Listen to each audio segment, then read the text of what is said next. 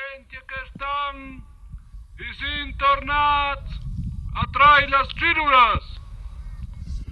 Ci auguriamo un buon finimento dell'anno e un buon principio di Chelati. Ciao, ciao!